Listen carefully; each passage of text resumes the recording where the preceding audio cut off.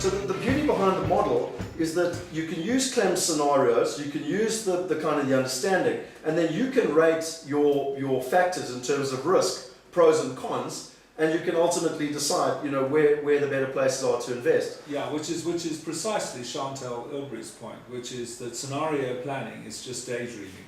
You've got to connect the dots. You've got to have the flags, have the probabilities, look at the best strategy for each scenario, and then come out with a balanced picture of where to invest as a result of the scenarios. And I have to congratulate you. I think this graph does exactly that. Listen, I was skeptical. I sat down with him and his partners. I'm a true believer. His book is phenomenal. He's the real deal. And at the end of the day, it's really good. One of the most important keys to success, owning a lot of companies, it's about hedging and diversifying.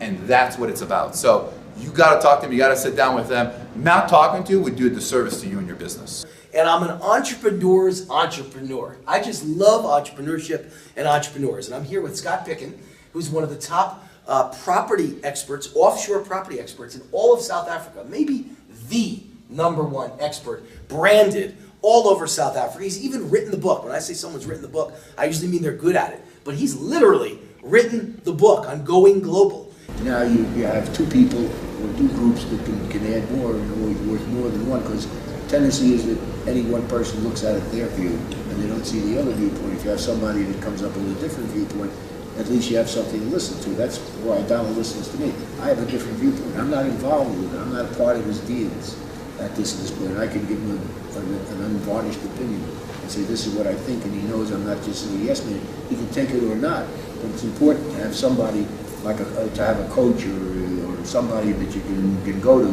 that will look at what you're doing in an impartial manner. It does come down to the numbers. If you live in Joburg, I would say get your first investment property in Joburg. Probably get your second one there. You've got to cut your teeth on it. You've got to learn the ropes. You've got to learn what it takes to be a good investor.